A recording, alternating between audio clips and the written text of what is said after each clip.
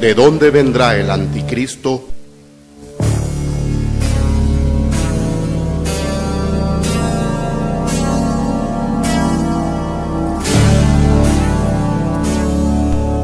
Este es un mensaje dirigido a toda persona que desee conocer cuál es la verdad y que anhele acercarse al único camino de salvación y vida eterna, el cual es Cristo el Señor.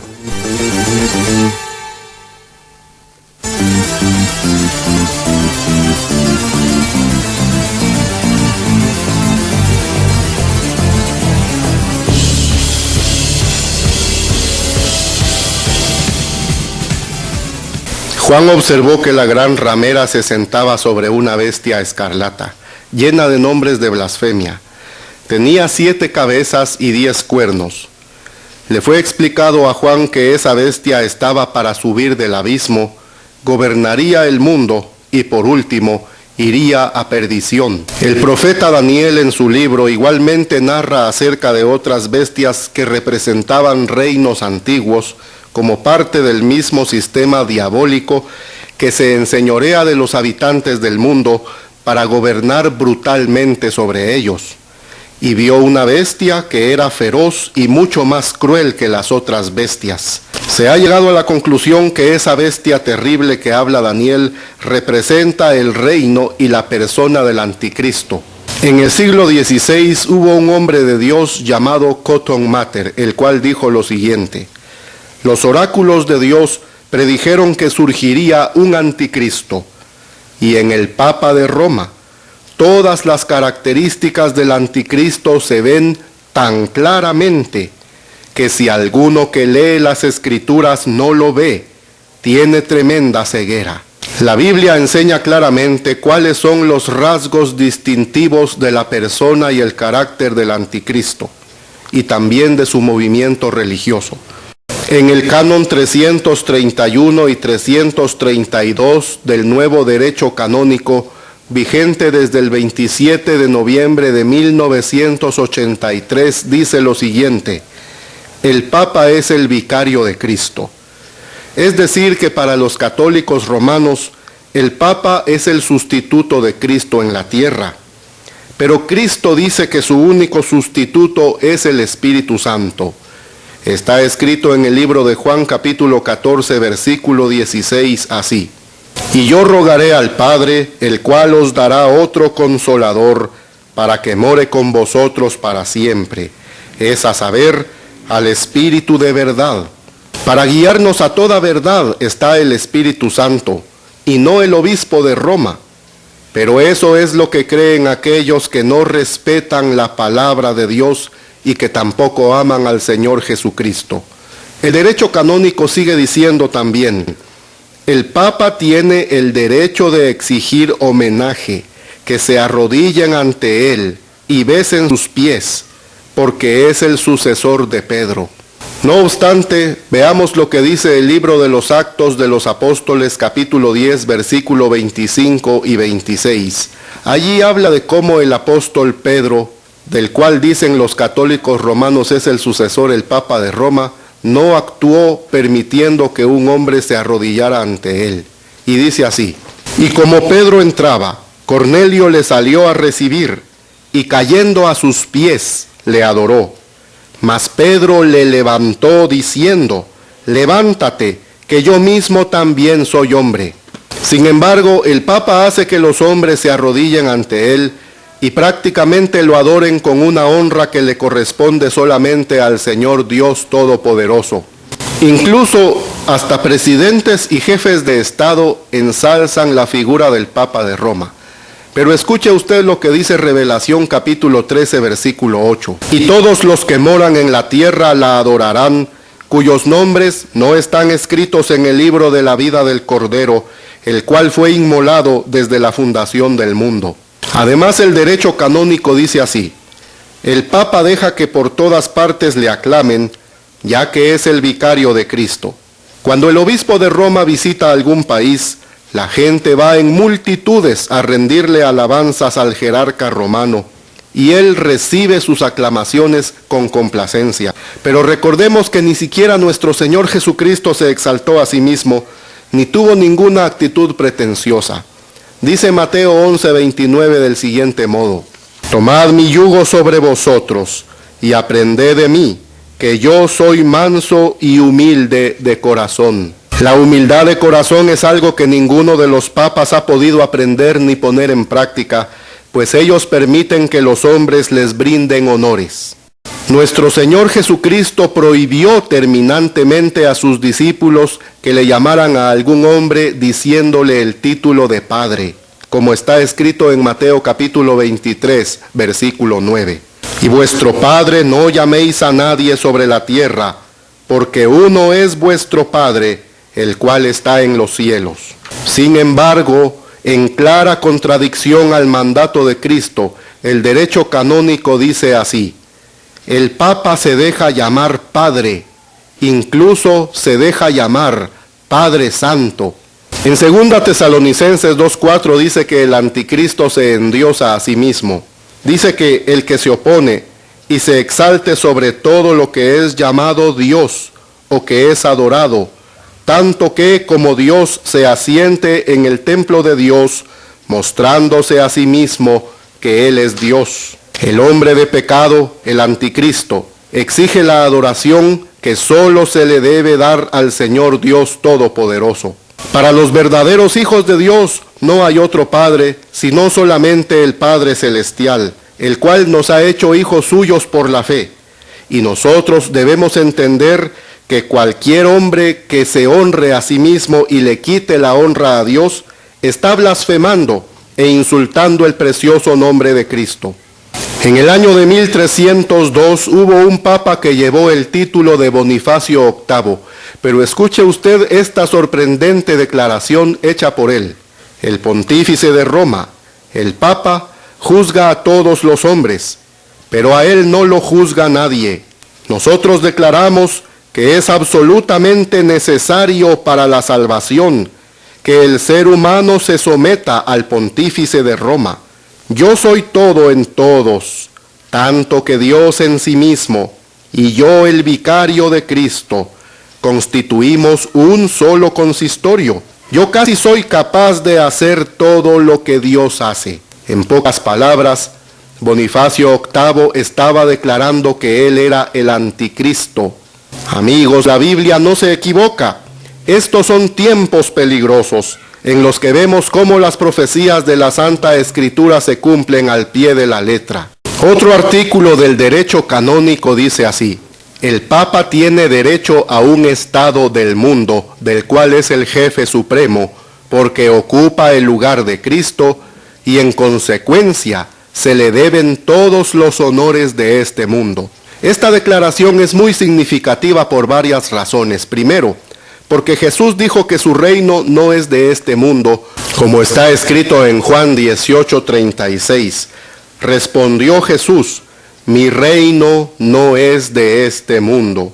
Si de este mundo fuera mi reino, mis servidores pelearían para que yo no fuera entregado a los judíos.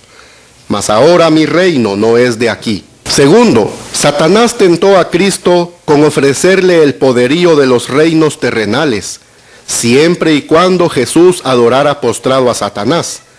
Pero Jesús reprendió a Satanás y éste tuvo que salir huyendo. En tercer lugar, en Revelación 13:2 dice que el dragón le dio su poder y su silla y grande autoridad a la bestia, el anticristo. Esos reinos que el Señor Jesús rechazó por el ofrecimiento del diablo son reclamados por el anticristo, el cual lucha constantemente para afianzar su poder sobre los gobiernos de la tierra.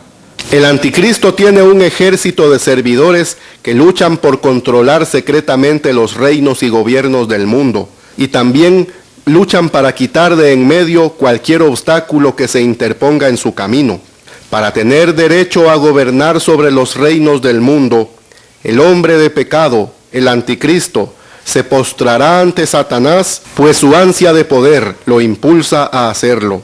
En el idioma griego, en el hebreo y en latín, las letras alfabéticas poseen también un equivalente numérico. Algunos han intentado transcribir los nombres de Nerón César, Napoleón o Mahoma para asociarlos con el número 666. ¿Qué es el número 666? Leeré lo que dice el libro de Revelación capítulo 13 versículo 18. Aquí hay sabiduría. El que tiene entendimiento, cuente el número de la bestia, porque es el número de hombre, y su número es 666. ¿Qué representa el número 666?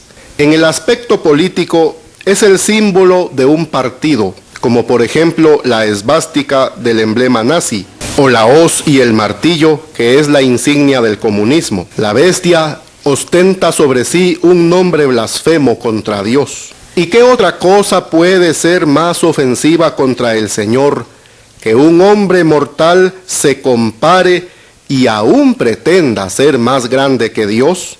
Esto es precisamente lo que Roma ha enseñado acerca de los papas. Está escrito en Revelación 13:17. Y que ninguno pueda comprar o vender, sino el que tiene la marca o el nombre de la bestia o el número de su nombre. En el futuro, sin el código de la bestia, nadie podrá realizar transacciones comerciales. Estamos observando cómo la situación económica y financiera del mundo está cada vez acercándose a un colapso. El dinero en efectivo y los productos están perdiendo su valor rápidamente, y los genios financieros están con las manos atadas. Se predice una depresión económica a nivel mundial. No cabe duda que estamos en el umbral del cumplimiento de todo lo que dice la Biblia. Por muchos años, científicos de distintas naciones y de diferentes creencias religiosas han trabajado en el desarrollo de un sistema electrónico capaz de identificar a las personas. En la actualidad hay sistemas de seguridad como reconocedores de la voz, reconocedores de las huellas digitales y también reconocedores del iris en el ojo humano. Pero ahora se habla de la implantación de pequeños dispositivos electrónicos llamados microchips, que se insertan debajo de la piel del individuo. Esos microchips no superan el reducido tamaño de 11 milímetros, que es aproximadamente el volumen de un grano de arroz. Estos microchips son activados por la fuerza electromagnética de escáneres diseñados especialmente para eso, y pueden ser introducidos en cualquier parte del cuerpo, siguiendo el procedimiento normal de una inyección o de una vacuna, lo que no requiere de anestesia. De acuerdo con lo que nos indica la Biblia, esta clase de tecnología ha de ser puesta al servicio de los planes del falso Cristo como un medio de control sobre los habitantes del planeta. Hace poco tiempo una familia estadounidense se ofreció voluntariamente para que les implantaran debajo de su piel unos microchips. También se dice que en Inglaterra otras personas fueron inyectadas con un microchip identificador debajo de la piel, y entre esas personas se hallan varias conocidas estrellas de cine. Como usted puede ver ahora en la pantalla, estos pequeños aparatos de tecnología avanzada, al parecer son la respuesta para los problemas de identificación y para evitar la falsificación de datos a los que se enfrentan los bancos, los comercios e instituciones del gobierno, como oficinas de inmigración en los aeropuertos o puestos fronterizos, los cuales son engañados por falsificadores de tarjetas de crédito, cheques, pasaportes, licencias de conducir, carnets de ingreso a espacios restringidos, etc. El Vaticano, con su inmenso poder financiero y económico, fácilmente puede financiar el desarrollo de lo que ahora ya es más que un proyecto, para lograr que en poco tiempo sea posible poner a su servicio la tecnología del microchip implantable, y no solo a determinados individuos, sino a comunidades y naciones enteras. Roma siempre ha estado vigilante de toda clase de adelanto científico que le pueda ayudar a cumplir sus propósitos. No perdamos de vista estos acontecimientos, pues vamos a ver cómo estos llenarán la profecía divina en lo relativo a los representantes de la gran ramera y la gran bestia escarlata. En casi todo el mundo, pero especialmente en Estados Unidos, ha sido descubierto el escándalo de sacerdotes que han cometido ultrajes sexuales contra las ovejas de su propio rebaño. Esto no es nada extraño, pues la historia de la religión católica romana está marcada por la inmoralidad sexual desde sus primeros años. En enciclopedias y libros de historia universal se refiere cómo han existido toda clase de impurezas y latrocinios cometidos por esos llamados infalibles papas y también por sacerdotes. El falso título de Santa Madre Iglesia Católica Romana, que lleva la gran ramera, ha escondido malhechores que visten hábito religioso, los cuales han dado rienda suelta a sus tendencias libidinosas. En vez de entregarlos a la justicia secular, ellos los esconden para que no sean procesados y condenados como debe ser hecho con todo ciudadano común que comete un delito. En Revelación 17:5 está dicho que la religión católica, representada por la Gran Babilonia, es la madre de todas las rameras y de las abominaciones de la tierra. Hasta el día de hoy, la infernal sodomía abunda en esa falsa iglesia cristiana. Una institución religiosa que anida en su seno tales acciones podridas no puede ser la verdadera iglesia de Jesucristo. La vergüenza empaña la reputación de las arquidiócesis y sus jerarcas creen candorosamente que con renunciar a sus cargos el problema está resuelto. Vaya manera de desagraviar la ofensa. ¿Y dónde está el amor que dicen tener por las ovejas de su congregación? ¿Qué corona especial tienen esos sacerdotes violadores para que les permitan escapar del justo castigo en vez de ser encarcelados como cualquier ciudadano?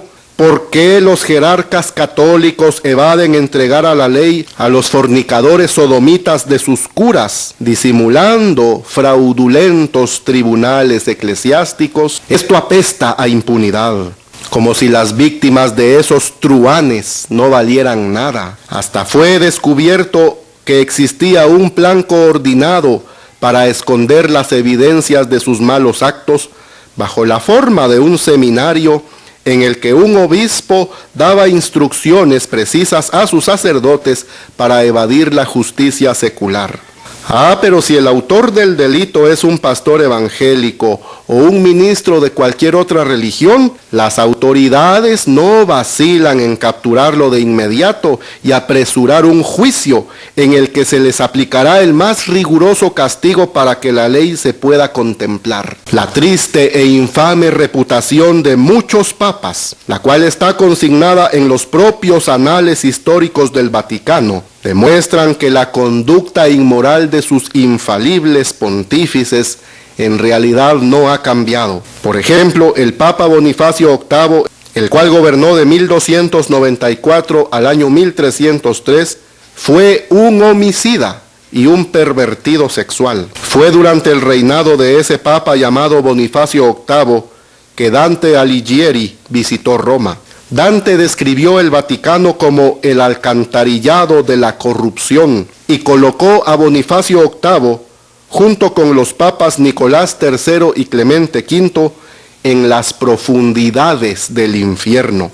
En el periodo de 1305 a 1377, el palacio papal estuvo situado en Francia y no en el Vaticano, pero durante esa época, Petrarca declaró que la corte papal era un lugar de violación, adulterio y toda clase de fornicación.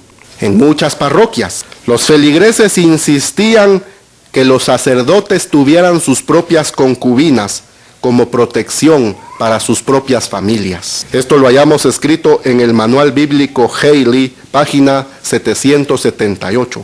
El Papa Pío II, que gobernó de 1458 a 1464, fue padre de muchos hijos ilegítimos. Oficialmente, este Papa dijo las siguientes palabras: darse placer a uno mismo, ya sea con mujeres o con niños, es tanto pecado como frotarse las manos. Mire qué declaración. Esto lo hayamos escrito en la Historia de los Concilios de la Iglesia, libro 40, artículo 697. El Papa Inocencio VIII, el cual desde luego no tenía nada de inocente, y quien gobernó de 1484 a 1492, tuvo 16 hijos con diferentes mujeres. El Papa Alejandro VI, que pertenecía a la infame familia de los Borgia, y que también autorizó la conquista del Nuevo Mundo, y que reinó del año 1492 a 1503, pretendía ser el representante de Cristo en la tierra, pero convivió maritalmente con una prostituta llamada Vanozza di Catanei y con la hija de ella, con la cual el Papa Alejandro VI tuvo 5 hijos. Este mismo Papa vivió en incesto público con sus 2 hermanas y tuvo un hijo con su propia hija Lucrecia, el 31 de octubre del año 1501. Este falso vicario realizó una orgía sexual en el Vaticano que no ha tenido parangón alguno en los anales históricos de la humanidad. Lo hallamos todo referido en el Diarium, volumen 3, página 167.